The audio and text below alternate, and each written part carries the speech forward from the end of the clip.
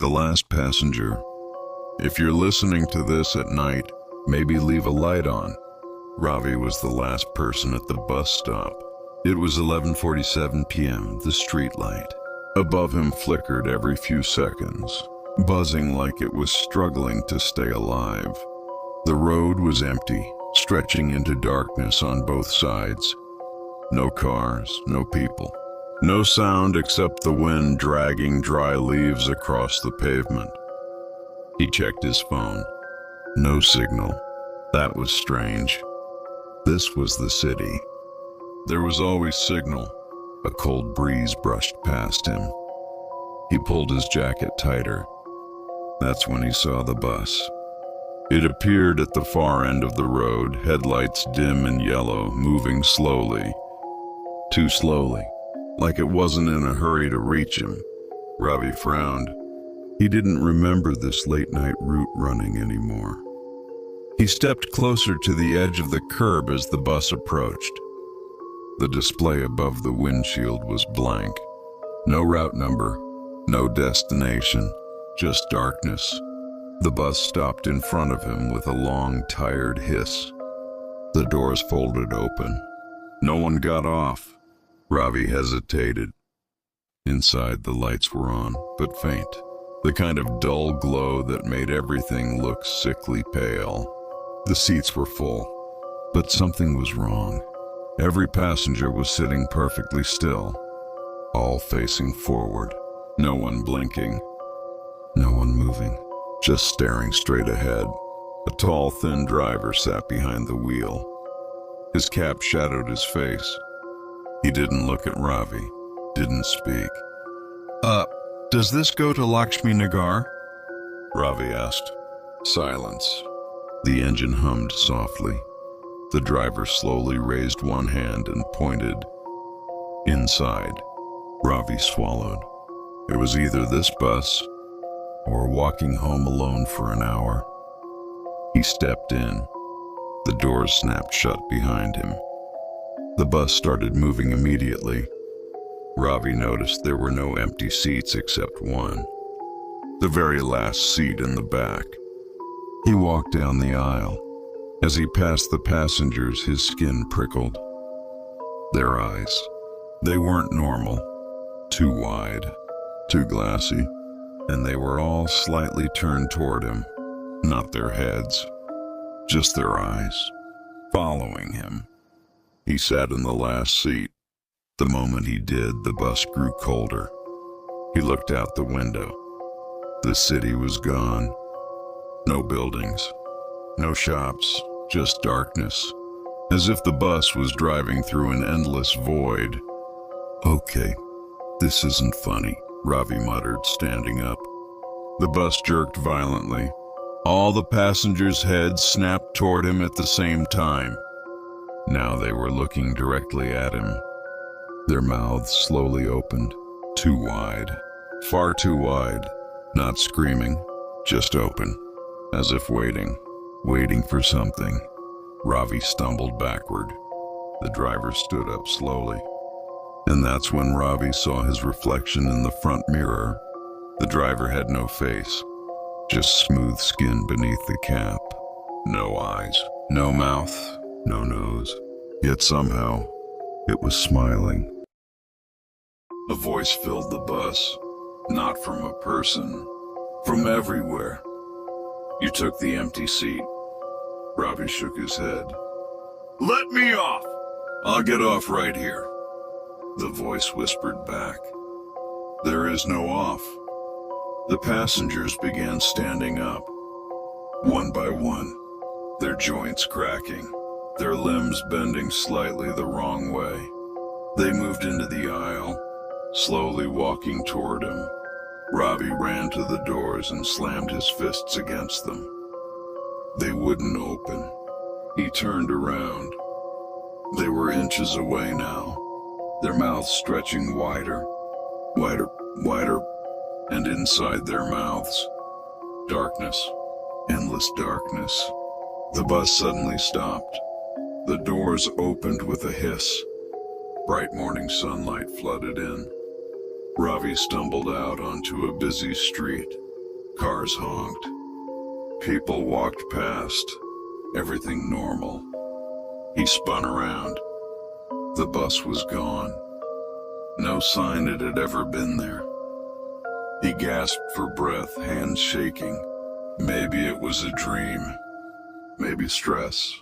Maybe his phone buzzed. Signal restored.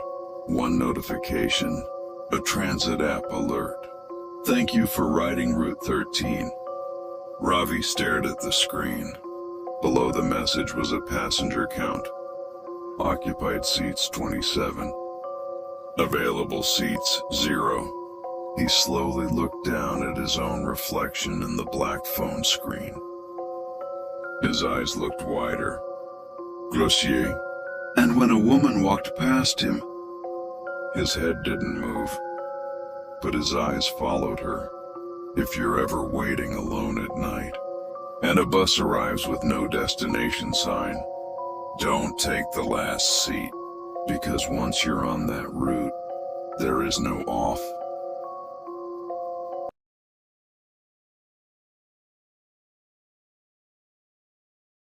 The static between stations. The midnight shift. Elias worked at Kaylor, a low-budget radio station in a town so small the map makers usually skipped it. He was the ghost. Host, the guy who kept the automated playlist running from midnight to Fear. His job was simple. Sit in a room that smelled like ozone and old coffee. Push a button if the emergency broadcast system chirped, and try not to fall asleep. But tonight the air felt thick, like the atmosphere right before a massive thunderstorm. At 2:14 a.m. the signal dropped, not to silence but to a wet, rhythmic thumping. Elias checked the soundboard. All the sliders were down. The monitors showed 0 input, yet the sound filled the room. Thump, drag, thump, drag.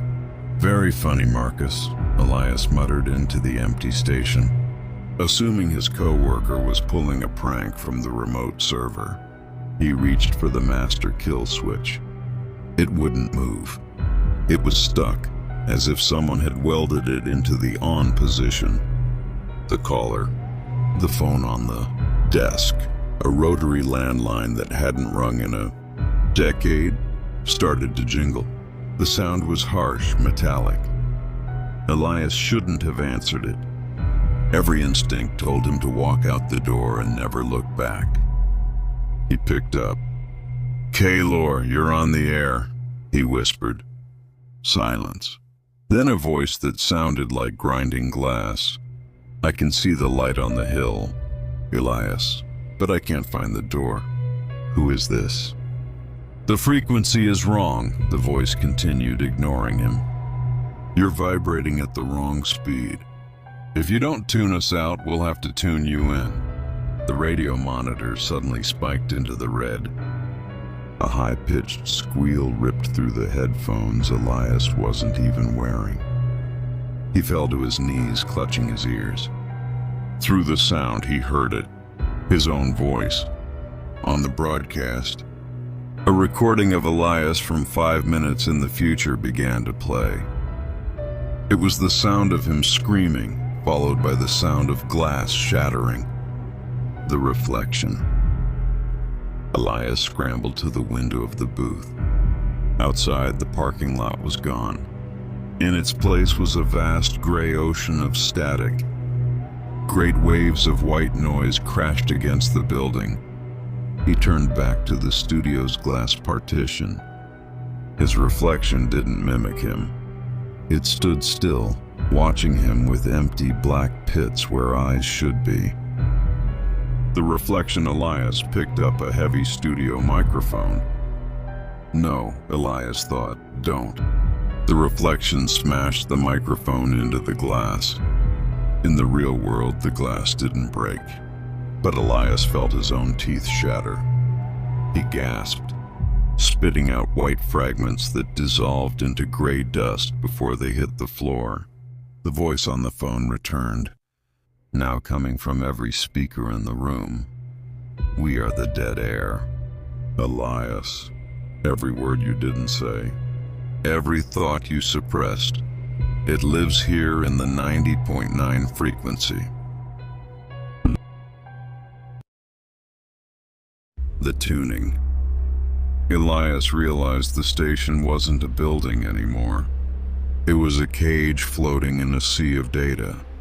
He grabbed the frequency dial on the main console. If he could just find a real station, a ball game, a weather report, anything, he could tether himself back to reality. He spun the dial.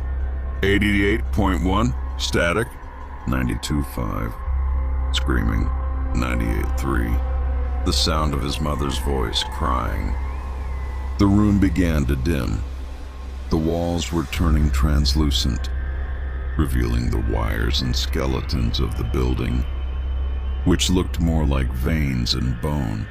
"I'm not part of this," Elias roared, his voice distorting, layering over itself like a chorus of ghosts. "You've been the ghost host for years," the voice laughed. "Did you think that was just a nickname?" Elias looked at his hands. They were becoming pixelated, flickering in and out of existence. He saw the on-air sign above the door. It didn't say on air anymore. It said being broadcast. With one final desperate surge, he grabbed the antenna cable behind the rack and ripped it. The world went black. Epilogue. When Marcus arrived at 4 a.m. to start the morning show, the station was silent. The coffee was cold. Elias was gone. The police found no sign of a struggle, just a pile of gray dust on the floor that looked suspiciously like human teeth. But sometimes if you're driving through that small town late at night and you tune your radio to 90.9, the dead space between the stations, you can hear it. A faint rhythmic thump drag. And if you listen long enough, a voice that sounds remarkably like Elias whispers. Don't forget to like and subscribe.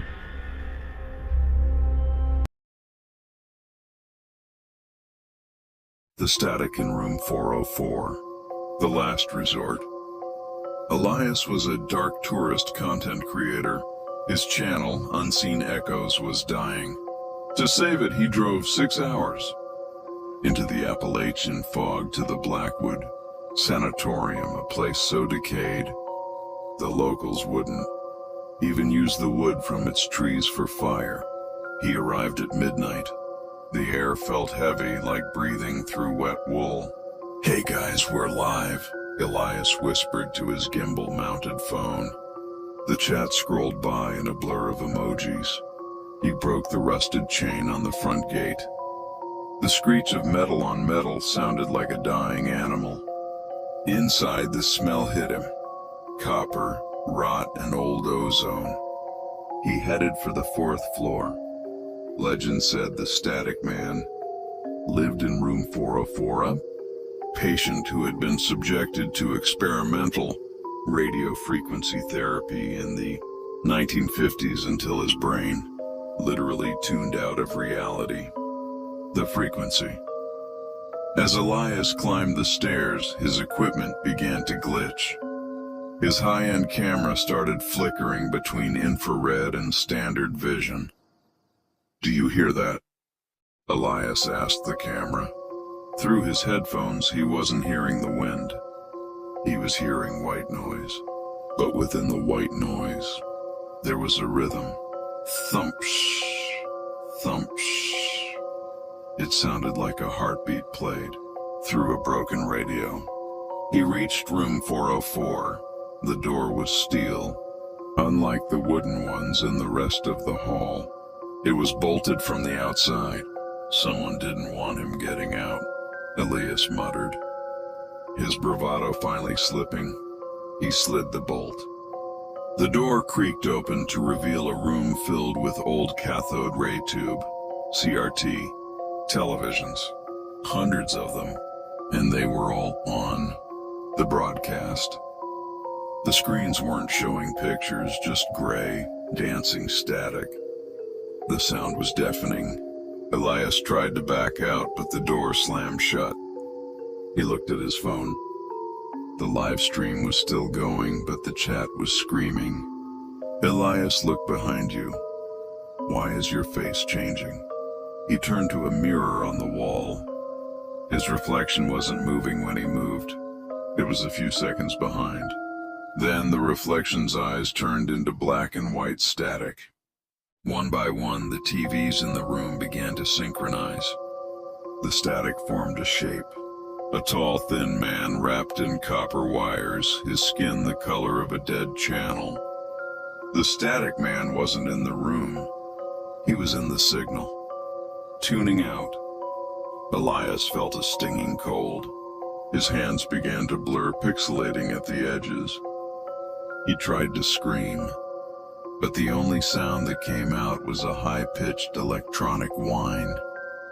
He looked at his camera one last time. On the screen he saw himself, not in the room, but inside the TV screens. He was becoming part of the loop. The last thing the viewers saw before the stream cut to black was Elias's face, frozen in a silent scream. His eyes dissolved into gray flickering dots. The police found the room 2 days later. It was empty. No TVs, no wires, no Elias. Just a single, old-fashioned radio on the floor, unplugged, playing a faint, rhythmic heartbeat. Titled The Forest of the Static Silence. Act 1, The Rule of the Woods. Most people think a scary forest is full of strange noises, snapping twigs, howling wolves, or distant screams. But the locals near Blackwood Creek knew the real danger started when the woods went perfectly silent. They called it the hush. Elias was a forest-bathing influencer with 500K subscribers and a healthy dose of skepticism. He hiked into Blackwood with a 4K camera and a high-end shotgun mic, determined to debunk the legend. "Nature is never quiet, guys," he whispered to the lens. "If it's quiet, it just means you're losing your hearing." Act 2, The Sound of Nothing. 4 miles in, the atmosphere shifted. The wind didn't just die down. It vanished. Elias stopped. He checked his audio levels. The needles on his monitor weren't moving. He clapped his hands. On his headphones, the clap sounded flat, like it was being swallowed by thick velvet. Then he saw them, the deer. A herd of 7 stood in a clearing. They weren't grazing. They were standing perfectly still, necks craned at impossible angles, staring at a massive, rotting oak tree in the center. They didn't blink. They didn't breathe. Elias panned his camera toward the tree. Hanging from the branches weren't ropes or carcasses, but clothes. Hundreds of empty outfits, flannels, hiking boots, rain jackets, all swaying slightly. Even though there was no wind, Elias felt a cold sweat trickle in the neck. He turned to leave, but his boots felt heavy. That's when he heard it. Nature is never quiet, guys. It was his own voice. It came from the hollow of the rotting oak. But it wasn't a recording. It sounded wet, like someone was forcing the words through a throat filled with stones. If it's quiet, it means you're losing your soul. Elias bolted. He didn't look back, but he could hear the hush following him. It wasn't footsteps. It was the sound of the forest unzipping. The trees weren't trees. They were long gray limbs stretching upward. The deer began to trot behind him, but they didn't use 4 legs. They stood up on 2, their joints cracking like breaking timber. Act 4, The Final Frame. He reached his tent, fumbling for his keys. He dived inside and zipped the flap shut. He sat in the dark, clutching his camera, chest heaving. Slowly, he looked at the small LCD screen to see if he'd captured anything. The footage showed him running, but in the background, every time he passed a tree, a pale, elongated hand reached out and plucked the sound right out of the air behind him. Then the audio on his camera began to play a new sound. A sound he wasn't making. Zip. He looked down. The zipper of his tent was moving slowly from the outside. A thin gray finger poked through the gap. And then his own voice whispered from inches away, "Don't forget to like and subscribe."